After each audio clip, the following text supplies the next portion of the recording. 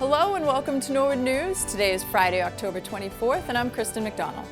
This week on Norwood News, everyone's getting into the fall spirit, from decorations to candy and costumes. All this and more on Norwood News.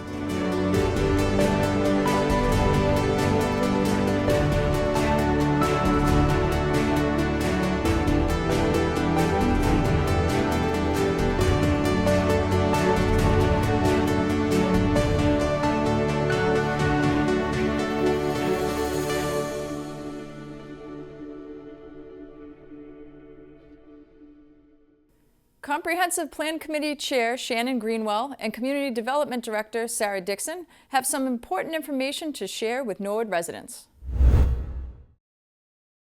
So the comprehensive plan is really an opportunity to bring the community together and really chart out what's our vision for what we want Norwood to look like in 10 years from now.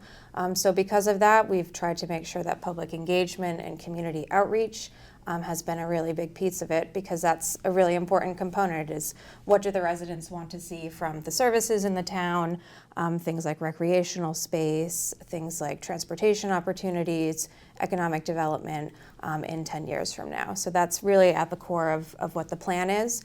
There is a steering committee made up of members of various commissions and committees in town, as well as residents at large. We're working very closely with the staff in the economic development department, and we do have some consultant support to make sure that the technical pieces we're getting some assistance with. I always say that in planning, our job is really to set the table, right? We want to make sure that we're providing the space for people to get involved, to have a good experience, interacting, engaging, and shaping their town government. Our job is to really to set that table and make sure that people have different ways of being able to access this comp plan. And that's why the engagement strategy that the steering committee and the consulting team have put together is so diverse.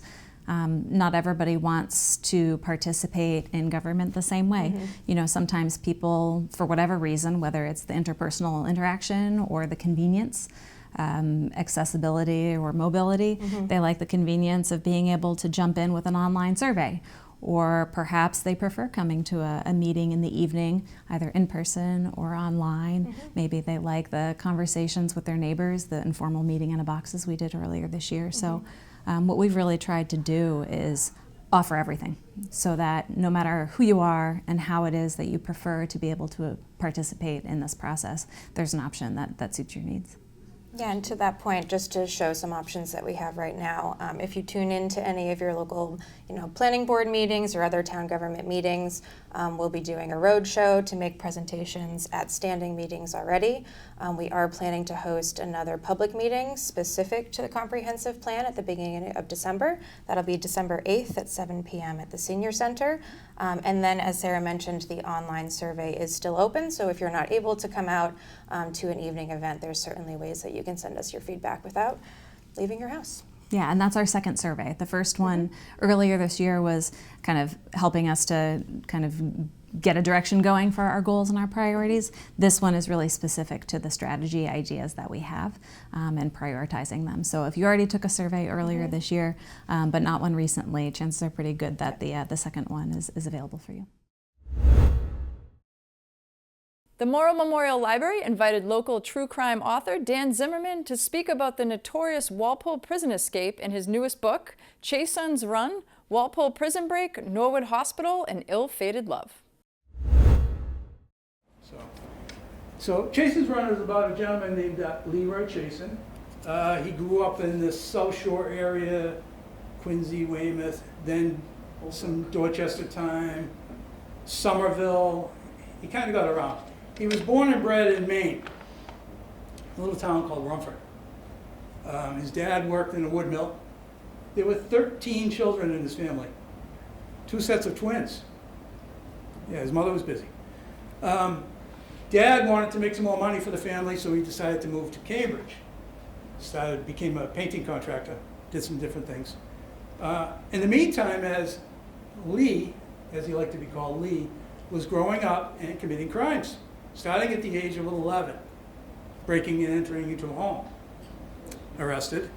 Then he ended up in some reform schools over the years, Massachusetts reform schools, which, as most of you know, they don't exist anymore.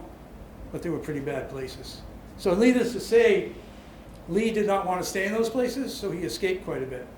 It's redeveloped a knack for getting away.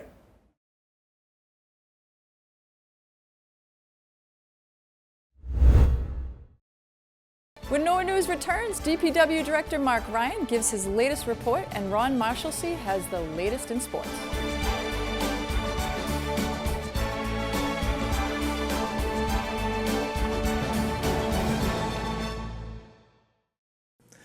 Hi, I'm Brian Boudreau, Broadcast Operations and Promotions Coordinator here at Norwood Community Media. Many Norwood residents will remember Joe Gallant and his 90s cable talk show, Not Quite Live. Joe gave countless community members a platform to share their projects and organizations. Before his passing, Joe reached out to Jack Tolman to offer the original recordings of the show. We've since digitized several episodes and are excited to bring them back to you.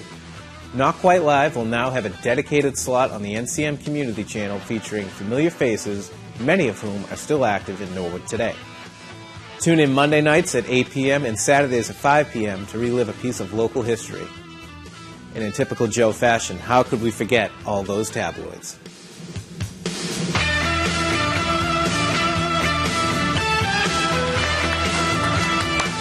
Thank you! If you've driven down Washington Street near Prospect and Fulton, you've probably been stopped by construction. DPW Director Mark Ryan met NCM there to update us on the ongoing project. Hi everyone, Mark Ryan here, Director of Public Works and Town Engineer. I want to give you an update of the construction at the intersection of Prospect Street and Route 1A, Washington Street / Upland Road. Back in 2008, the town went to the Mass DOT, the state, to look for ways to make the intersection safer here at Prospect Street and Route 1A. It's been a long process, and we finally have come to construction, which started, we're in year 2 of construction, of a Mass DOT owned and funded project. This is a $9 million project to improve the safety here at the intersection. Before you had a little rotary that was offset that really didn't function as a true rotary. You had high speeds along 1A, so Prospect Street and Lower Washington Street traffic was at safety issues trying to merge onto Route 1A.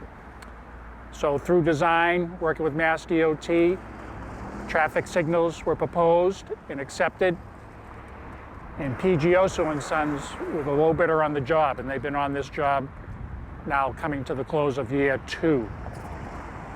Right now, the project is completed from Prospect Street towards Moderna's driveway, which is north heading towards Westwood. That work has been completed. The contractor right now is working from Prospect Street along 1A towards the center of town. And they'll go about as far as the apartment complex referred to as Alden Woods. The work will continue to about the 1st of December. At that time, the contractor will install the first coat of asphalt, the second coat, and then leave it for the winter. They will be back in the spring and then early summer to finish this project. And that work in the spring and summer will include putting down the final top course of asphalt. The traffic signal equipment is in place. The signals are in place right now. And the plan by the contractor is to have them functioning by Christmas. A lot has to happen prior to then, but they feel confident, as we do as well, that this will be fully functional come December of 2025 this year. So it's been a lot of work here. People have been very patient on the job. Contractor and the state have been very good to work with. In the end, this project will make it a lot safer here, and we feel it'll be a project that we all can be proud of. Now let's send it over to Isla Wilson to see what's happening in school news. I'm Isla Wilson, and I'm a senior at Norwood High School, and let's check out what's happening in our Norwood schools. In Norwood High School news, the marching band and color guard performed in the 2025 Micah Home Show at Norwood High School. They received a 3-star rating, and this year, the music featured a Wizard of Oz theme. Let's watch some of their performance.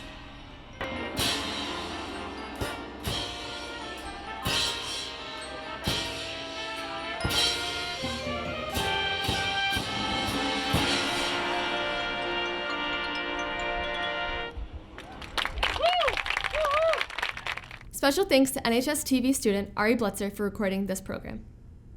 At the Coakley Middle School in Grade 5 Science, the 5th graders explored the forces behind building bridges. By working cooperatively, they met the criteria for success and accomplished their paper bridge challenge. Look out, Bob, the builder. Here comes the future engineers. On Tuesday, author Perry Thompson visited CMS to share the newest book in her Green Wild trilogy, The Forest in the Sky. She did several readings from all 3 books in the trilogy and helped students explore their own magical worlds. Students were able to share their ideas with Perry during the interactive assembly. Perry Thompson is an editorial director for picture books at Bloomsbury Children's Books. Half Persian, half English, she has lived in many places, including India, Pakistan, the United States, the United Kingdom, and Belgium.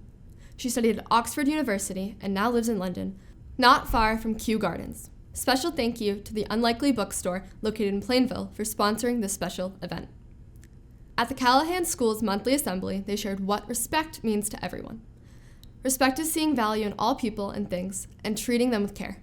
They learned that leadership and respect go hand in hand. Good leaders have not only earned respect, but they also extend it to others. Students learned that when you are polite and respectful to others, people will be more willing to work and play with you. First graders focused on practicing respect with friendships this month. Second graders and fourth graders learned respectful ways to navigate conflicts and keep our relationships healthy. Students learned that we all experience conflicts in life. One way to resolve conflicts respectfully is to see and understand someone else's perspective. And this is what the third graders learned. By practicing respect, they learned that we can improve communication and reduce misunderstandings when interacting with our community. At the Cleveland School, students in grades 3 and 4 did a project with Miss Langcott. Pairs of students were given the same drawing prompt and sent to different sides of the room with one lens for the glasses to each draw the prompt. They then came back together and discussed how the pairs saw the same prompt with a different view and discussed how that happens in school and in life. Also at the Cleveland, families gathered, as well as an array of costumed characters at last week's Fun Fall Fest for games, food, music, and face painting. Let's take a look.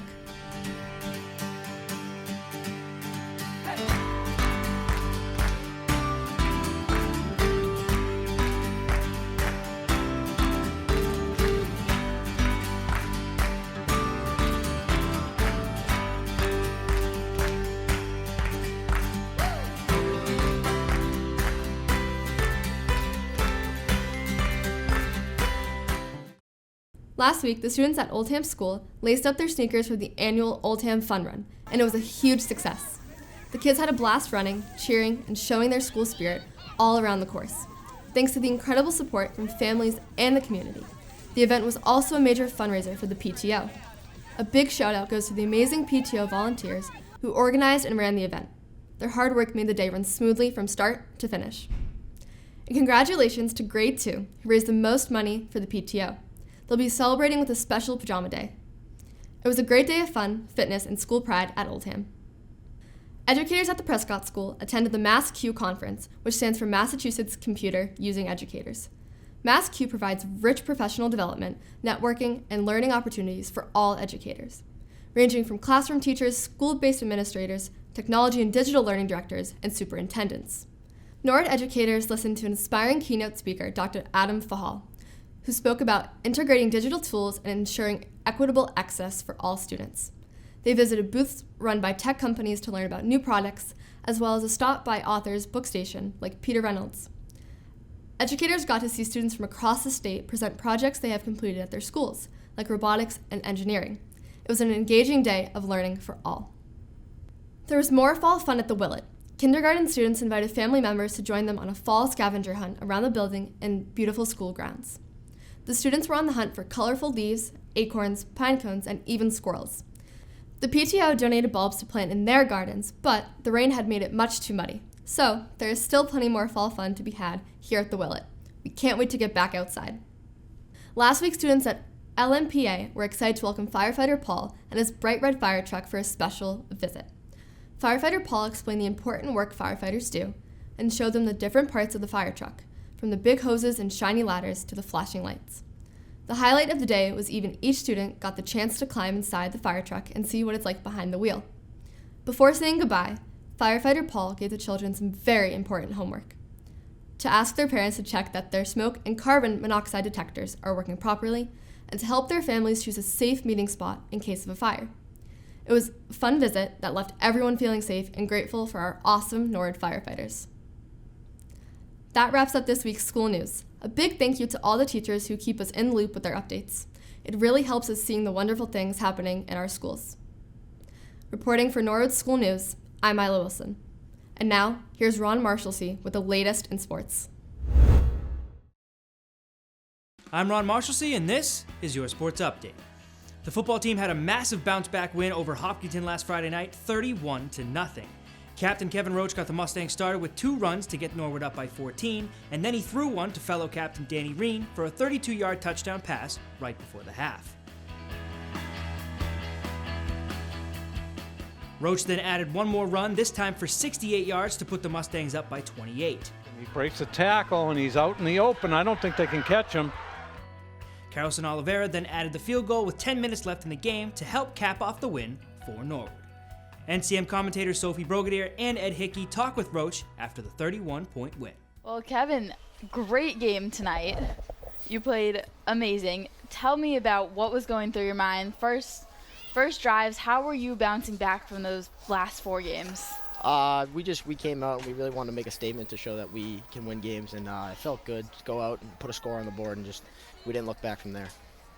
Yeah, and what was the defensive mentality? Obviously, Hopkinton going with those 2 different quarterbacks, what was the strategy to shut that down?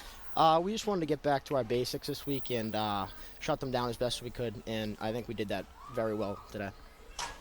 You sure did, and I saw a bunch of different people getting touches on the ball or getting snaps on both sides of the ball. Is that different from in the past, and how do you work with so many different guys on the field? We've just been trying to find the right 11 guys to get on the field, and whoever wants to play can play, so we give the ball to whoever wants it and can make a play out of it. So we're just putting guys in where they can get stuff done. Yeah, well, I just want to congratulate you again for that game. And you had a lot of connections with Danny Reen tonight. Have you guys, in the past, just have, obviously you're friends both off the field and on. Is that something that you guys, know you're there for each other? He's always there. He's always open. He's a good safety valve to have for us. And when he's open, I'm going to try and get him the ball every time. Well, thank you so much. Congratulations on the win. Thank you very much. The Mustangs hope to keep the momentum going as they host Holliston on the 24th at 6. The field hockey team went to Canton on Monday and hosted Hopkinton on Wednesday, but they couldn't get the win over the Bulldogs and tied to the Hillers. And as of October 21st, the Mustangs sit at number 14 in the D2 Power Rankings. The girls soccer team lost to Dedham on Tuesday, and as of recording this update, the Mustangs have not gone up against Holliston on the 23rd. Their final game of the regular season will be at Hopkinton on the 28th at 6:30. The boys soccer team couldn't grab the win over Westwood, but the Mustangs get their first win at home in quite a few years as they took down Dedham on senior night 1-0. Cyrus Warner was the goal scorer for Norwood with captain John Lynch on the assist. Their final game is also against Hopkinton, but at home on the 28th at 4:30. Both cross-country teams competed at the TVL Showcase in Wrentham last weekend, where Cameron Shaw, Seth Noel, and Nicole Grenham all had PRs. And Bridget Flynn came in 3rd overall with an incredibly fast time of 18 minutes and 59 seconds. That is the 2nd fastest time on that course in Norwood High School history. Their next meet is back in Wrentham next Saturday, November 1st. The volleyball team took down Sharon last Thursday 3-1 and Dedham on Monday 3-0 on senior night. The Mustangs were live on the NCM community channel for their sweep over the Marauders, and NCM caught up with Abby Curran and Maddie Lyons after the big win. All right, what's it like to win on senior night? Senior night, we're so excited. Last night we didn't get a win on senior night, and just for it to be ours, I think we're both, and all of the seniors collectively, so happy because it could be our last home game. So just to have that win is extra special for us. And what's it mean to be a senior? To be a senior, it's really just a big leadership position, I feel like. We've been through the program for all 4 years, and it's just kind of being role models, and it's just a great feeling, being able to show off all the skills you've learned and to have one more one final year with like your whole team and everything. So it's really fun. And what's next for the team? We have our last regular season game on Wednesday in Holliston, and then potentially tournament. The Mustangs went to Holliston on Wednesday for their final regular season matchup, where they lost a tough one to the Panthers. And as of the 21st, the Mustangs sit at number 28 in the D2 Power Rankings. And the unified basketball team extends the undefeated streak with a back-and-forth battle against Natick. The Mustangs seal the deal towards the end with an amazing shot by DeAndre Drake Robinson. Other players making big plays for the Mustangs were Logan Carabas, Braden Jenkins, and Rafnael Ellie. And that is all I have for this sports update. I'm Ron Marshallsey, and Norwood News will be right back after this break. If you're looking for a new place to grab food, some new entertainment, or just curious to see what cool places the town of Norwood has, tune into the Community Channel to see what Norwood has in store. Our Living Local segments chronicle the many different and entertaining spots in Norwood, from your favorite smoothie bowl at the juice bar to a new set of specs at Modern Eyes. Norwood's got something for everyone. Mark Ryan joins us again in this newscast to talk about the lighter side of his job. Fall decorations are up around town thanks to the DPW crew for bringing the seasonal spirit. Hi everyone, Mark Ryan here, Director of Public Works and Town Engineer, and usually I'm telling you about some exciting construction projects, but something we take great pride in is decorating the town. Obviously, the town spends a lot of time and effort, spring and summer, doing a lot of flowers and alike to brighten up and beautify the town. And then during the holiday season, the light department and DPW work quite a bit, putting a lot of lights and decorations, again, to beautify the town and just make it a more welcoming and festive location. A few years back, DPW started adding fall decorations, and our man Chip Nickerson, part of the DPW, took this project on, and it is now morphed into this huge involvement of placing fall decorations at multiple locations. A lot of these locations include Giles Street at Broadway, Central at Cottage, Neponset Street near Access Road, a lot of the different parks along Washington Street. Right now we're at Aaron Guile Park, across from the post office, at one of the original locations. And what you have here is some of the ideas that Chip does at each one, putting some of the different pumpkins and gourds and hay bales and corn stalks. And we also have Mr. and Mrs. Scarecrow here along with their two children. So he has great ideas. Each year he adds to it. We think it really adds to the community. We really love his work.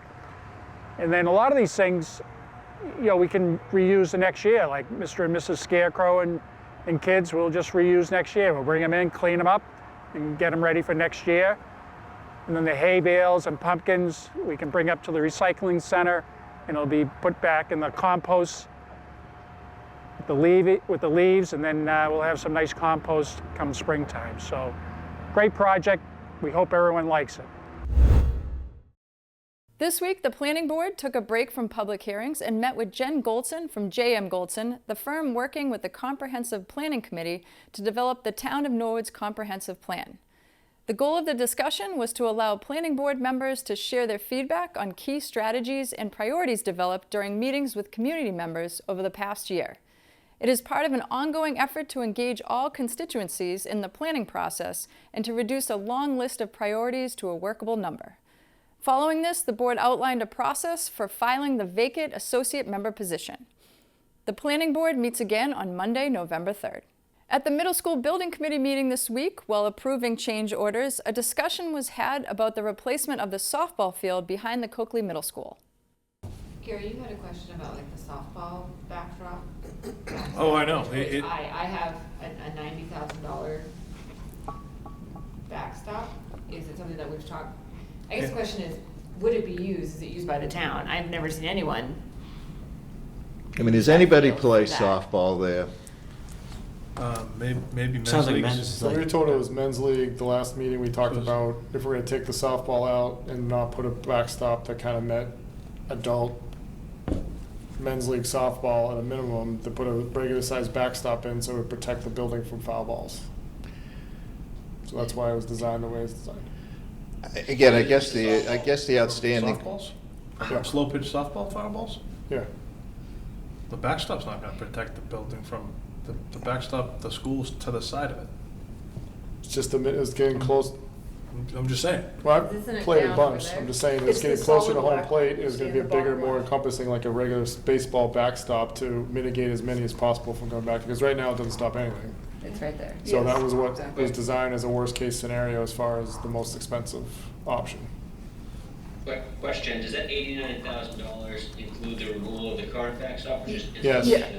Yes. Yeah. All right, so break that down for me, because if you have to remove it anyway, what's that cost versus the cost of the new, The subcontractor did not break out demo versus new.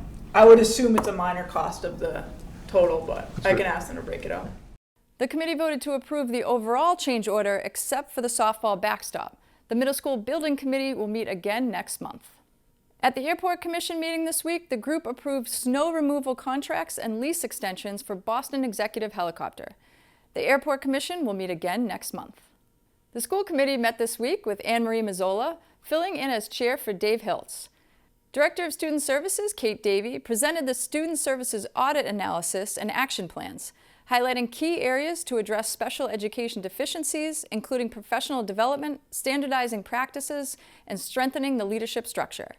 She also discussed the ongoing challenges related to school nurse staffing, noting that many nurses have been feeling burnt out and hesitant to call out due to shortages. Superintendent Tim Luff emphasized that nurses should never feel obligated to work when unwell and should take necessary time off when needed. Later in the meeting, Mr. Mannion presented the Q1 financial report and an overview of current grants, sharing both positive developments and some challenges. The school committee will meet again on November 5th. 3 years in the making, Brian Boudreau follows the renovation of the Civic Center locker room. A question that might cross your mind is, where does my tax money go? In Norwood, every year town meeting votes millions of dollars on capital improvements for the town. Capital projects are typically one-time purchases that are paid by borrowing or using free cash. Norwood Community Media tracked one of these projects from its approval on town meeting floor all the way through to completion, and it took us to the Recreation Department's women's locker room. Originally approved at special town meeting in October 2021, for $210,000, it was increased to $320,000, with the additional $110,000 coming from the cancellation of the renovation of the lobby at the Civic Center. The women's locker room went out to bid in the spring of 2023. Before bidding opened on the project, potential bidders and contractors held a brief pre-bid meeting on June 15, 2023. The group toured the locker room in its current state at that time.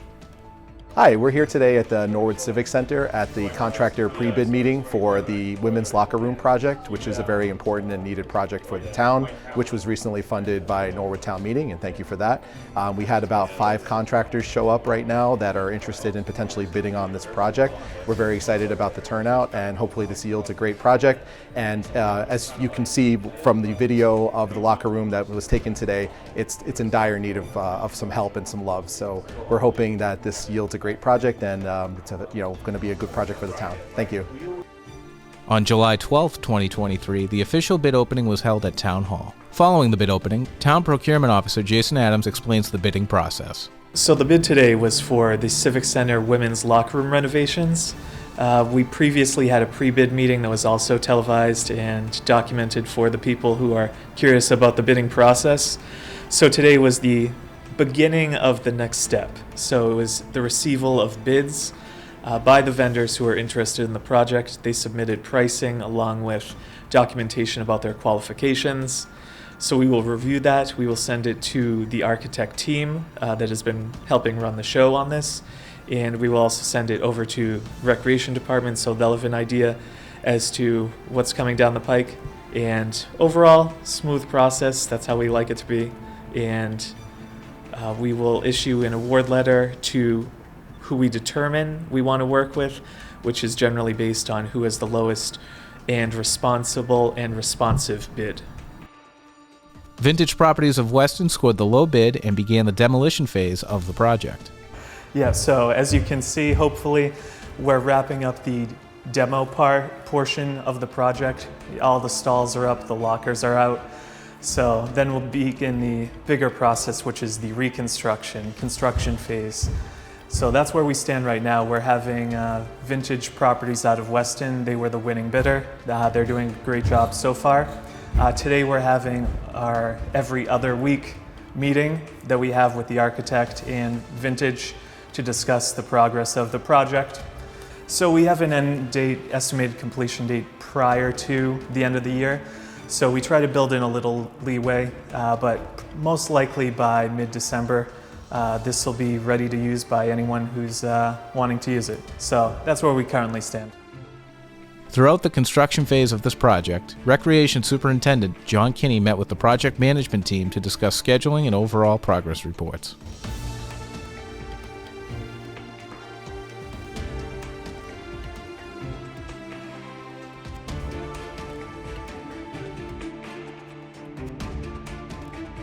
Coming in right on schedule, the women's locker room project has officially been completed. The refreshed facilities are a welcome change to the patrons of the rec department. People are extremely happy with it. In the past, we saw very few people, especially women, coming in to use the facilities. And now with the new locker room, people who've been coming in for a while, they're excited to have a place to put their stuff, to be able to shower, a nice area. A lot of people use the sauna. So it's now they have a nice place to put their belongings, shower. Like I said, everything got an upgrade, so it's just such a nice feeling when people walk in and they see the upgrades and the time that the town put in to upgrading a facility that definitely needed it. You may wonder where your tax money goes. NCM is following the process and reporting back to you. For Norwood News, I'm Brian Boudreau. At Media Day this fall, we asked a handful of NHS athletes two very important Halloween questions.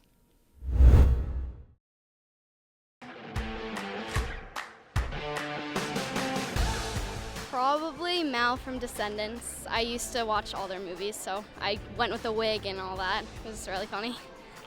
I was a zombie cheerleader one year, and I went like all out. Like I had the makeup, like I had the costume, and it had like cuts in it. And I had like the pigtails. It was great.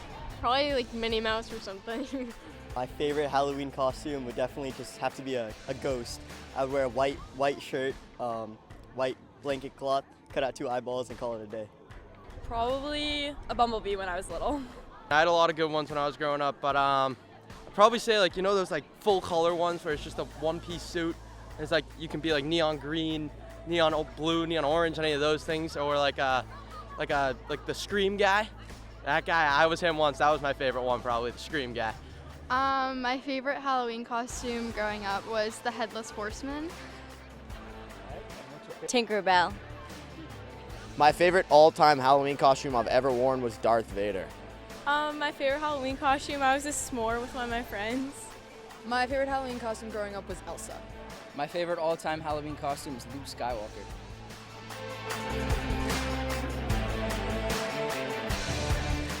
Okay, I'm either between Kit Kats or Reese's. It depends on the day. Those are my two, yeah. My favorite Halloween candy is Hershey's chocolate. Kit Kats. Favorite Halloween candy? Feastables by Mr. Beast. My favorite Halloween candy is a Kit Kat. Reese's Cups are up there. They've been my favorite for a long time. But Halloween, I gotta go with Skittles or something sweet like Skittles, like Jolly Ranchers, like anything like that. Those are probably my go-to for Halloween candy. But Reese's Cups is the best. That takes the cake. My favorite thing to get is Kit Kats, but my favorite like candy, though I don't really get it on Halloween because like no one usually has it, is Jolly Rancher gummies. But no one gets those. My favorite Halloween candy is Twix. My favorite Halloween candy is Kit Kats. Favorite all-time Halloween candy, Kit Kat. My favorite Halloween candy is Reese's. My favorite Halloween candy is Sour Patch Kids. My favorite all-time Halloween candy is Reese's Pieces.